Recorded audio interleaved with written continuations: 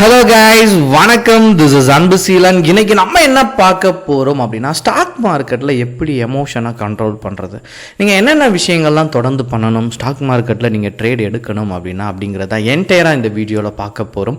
பிகினராக இருக்கிறீங்க அப்படின்னா இந்த வீடியோவை ஸ்கிப் பண்ணாமல் முழுமையாக பாருங்கள்.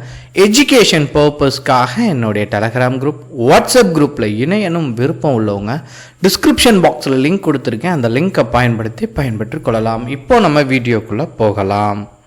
எமோஷன் அப்படின்னு நீங்கள் எடுத்துக்கிட்டீங்க அப்படின்னா, ஸ்டாக் மார்க்கெட்டில் நிறையா தருணத்தில் இன்றைக்கி ஒரு 5 days நமக்கு இருக்குது. மண்டேலேருந்து ஃப்ரைடே வரைக்கும் பார்த்தீங்க அப்படின்னா நம்ம ஒரே மனநிலையில் இருக்க போகிறதே கிடையாது. ஒரு நாள் கோபமாக இருக்கலாம், இல்லை அப்படின்னா ஒரு நாள் எந்த பிரச்சனையுமே இருக்காது. பழசாக ஒரு பிரச்சனை இருக்கும், யாருக்குன்னே பாஸ்ட்டில் ஒரு விஷயம் நடந்திருக்கும், அதை நினச்சி நம்ம ஃபீல் பண்ணிகிட்ருப்போம். சரிங்களா, லைஃப்லேயே அப்படி தான் இருக்கும்.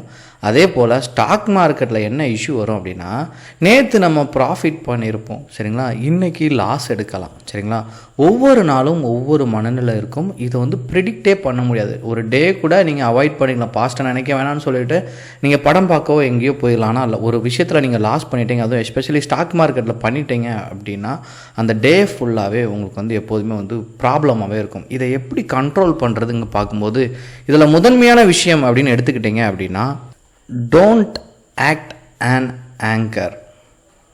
ஸ்டாக் மார்க்கெட்டில் ஒரு லாஸ் வரும், அந்த லாஸ் வரச்ச அது மாறப்போகிறதே கிடையாது. சரிங்களா, அதில் கோவப்படாமல் என்ன விஷயத்தில் நம்ம தப்பு பண்ணோம் அப்படிங்கிறத பேக் டெஸ்ட் நீங்கள் பண்ணுறது மூலமாக தான் சக்ஸஸ் ரேஷியோ அப்படிங்கிறது எப்போதுமே உங்களுக்கு அதிகமாக இருக்கும்.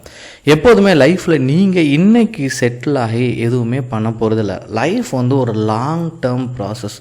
இதில் நீங்கள் ட்ரேடு எடுக்கிறீங்க, உங்கள் விருப்பப்பட்டு உள்ளே வாரீங்க அப்படின்னா, 1 வருஷத்துலேருந்து 2 வருஷம் நீங்கள் என்ன பண்ணுங்கன்னா லேர்ன் பண்ணுங்கள். அதாவது நீங்கள் பேசிவ் இன்கம் கிடைக்கும்னு சொல்லி தான் நீங்கள் ஸ்டாக் மார்க்கெட்டுக்குள்ளேயே வந்திருப்பீங்க.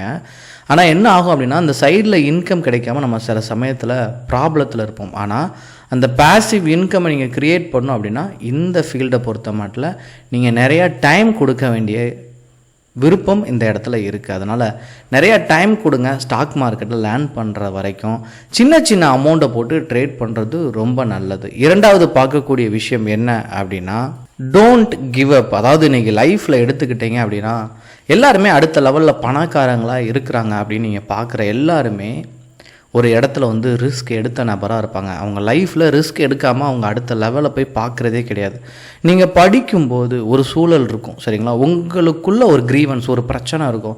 அது எல்லாமே நீங்கள் வேலைக்கு போகும்போது இதுக்கெல்லாம் நான் கோவப்பட்டனே அப்படிங்கிற யோசிக்கக்கூடிய நிலமை நீங்கள் வேலைக்கு போகும்போது வரும்.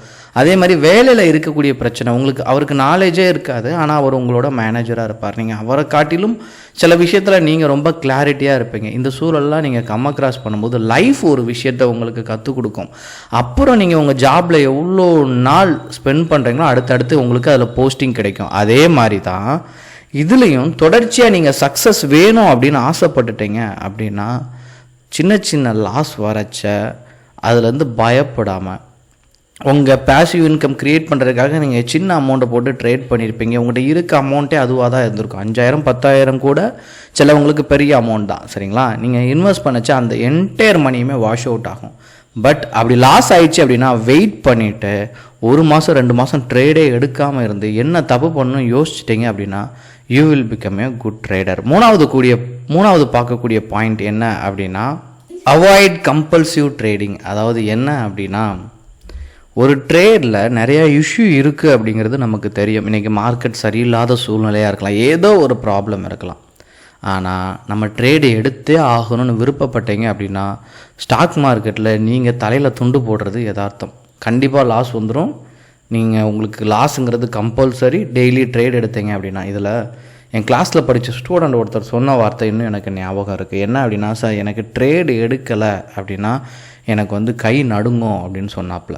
அதாவது ஒரே ஒரு விஷயந்தான், நீங்கள் அப்படியெல்லாம் யோசித்து அடிக்ட் ஆகிட்டீங்க, அதாவது இது நம்ப முடியுமா அப்படிங்கிற ஒரு கேள்வி இருக்கும். சரிங்களா, பட் அவங்க சொன்ன வார்த்தை ரொம்ப உண்மையானது. அப்போ இப்படியெல்லாம் நீங்கள் தொடர்ச்சியாக ட்ரேடு எடுக்கிறீங்க அப்படின்னா கண்டிப்பாக லாஸுங்கிறது கட்டாயம்.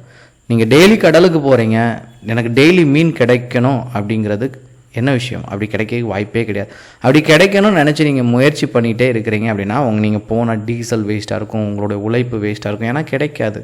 சூழலை தெரிஞ்சு இன்றைக்கி கிடைக்குமா கிடைக்காதாங்கிறத ரிட்டர்ன் ஆகிறது ஒரு புத்திசாலிக்கு அழகு. அதே போல் தான் ட்ரேட் எடுக்கச்சா இன்றைக்கி ட்ரேடிங் டேவா இல்லையா அப்படிங்கிறத ஃபைண்ட் அவுட் பண்ணுறது ரொம்ப முக்கியமான விஷயம். 4வது பார்க்கக்கூடியது என்ன அப்படின்னா அவாய்ட் ரிவெஞ்ச் ட்ரேடிங். அதாவது உங்கள் லைஃப்லேயுமே வந்துட்டு நீங்கள் ஒரு தருணத்தில் படித்து முடிச்சுட்டு வேலைக்கு போன அப்புறம் உங்களுக்குள்ளே ஒரு அமைதி வரும். யார் திட்டினாலும் கண்டுக்க போகிறதே கிடையாது.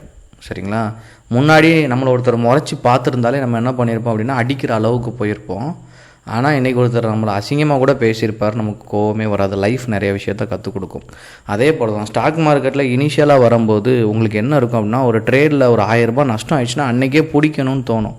ஆனால் அனுபவசாலி ஆகிட்டீங்க அப்படின்னா உங்களுக்கு மட்டும்தான் தெரியும் என்ன அப்படின்னா திரும்ப லாஸ் ஆகிடுச்சுன்னா அன்றைக்கி ட்ரேட் பண்ணாமல் இருக்கிறதே ரொம்ப நல்லது. ஏன்னா சின்ன லாஸில் வந்துட்டோம் அப்படிங்கிற சாட்டிஸ்ஃபேக்ஷனே ரொம்ப பெரிய விஷயம்தான். சரிங்களா? 5வது பார்க்கக்கூடியது மிகவும் முக்கியமான பாயிண்ட்டு, மார்க்கெட் நல்லா இருக்கும்போது ட்ரேட் பண்ணுறது. அதாவது நீங்கள் ஒரு காட்டில் போயிட்டு மான் பிடிக்கணும் அப்படின்னு ஆசைப்படுறீங்க அப்படின்னா அந்த காட்டுக்கு நடுவில் ஒரே ஒரு மான் இருக்குது. நீங்கள் இதை வேட்டையாடணும்னு நினைச்சிங்க அப்படின்னா நீங்கள் புல்லில் கால் வைக்கும்போதே அந்த மான் வந்து தெரிச்சு ஓடிடும். இது அந்த இடத்துல ஒரு 100 மான் இருக்குது அப்படின்னா நீங்கள் கிழக்கு வடக்கு தெற்கு மேற்கு இது ஏதோ ஒரு திசையில் ஒரு சின்ன ஹண்டிங் பாயிண்ட்டை ஃபிக்ஸ் பண்ணிட்டீங்கன்னா என்ன பண்ணலாம்? மானை பிடிச்சிடலாம். ஏன்னா 4 திசையிலும் கண்டிப்பாக மான் ஓடும். ஏன்னா 100 மான் நிற்கிறதுனால கண்டிப்பாக ஒரு மான் கிடைக்கும். அதே மாதிரி தான் மார்க்கெட் சரியில்லாத நேரத்தில் நிறைய பேர் லாபம் பண்ணுவாங்க. அவங்களாம் அனுபவசாலியாக இருப்பாங்க. நிறைய பேருக்கு ஃப்ளூக்கில் மாட்டோம். சரிங்களா? பட் அவங்க நல்ல ட்ரேடை நீங்கள் நினச்சிடக்கூடாது. சரிங்களா? அதுக்கு பதிலாக நம்மளால் வெயிட் பண்ண முடியல, நமக்கு டைம் இல்லைன்னா ட்ரேடை அவாய்ட் பண்ணிவிட்டு நல்லா மார்க்கெட் இருக்கும்போது ட்ரேட் பண்ணுறதுக்கு ஒரு புத்திசாலிக்கான அழகு. சரிங்களா? உங்களுக்கு எதுவும் டவுட் இருக்குது அப்படின்னா கண்டிப்பாக அந்த டவுட்டை கமெண்ட் பாக்ஸில் தெரிவிங்க. Okay guys, thank you so much for வாட்சிங் this video. Tata, bye bye, see you.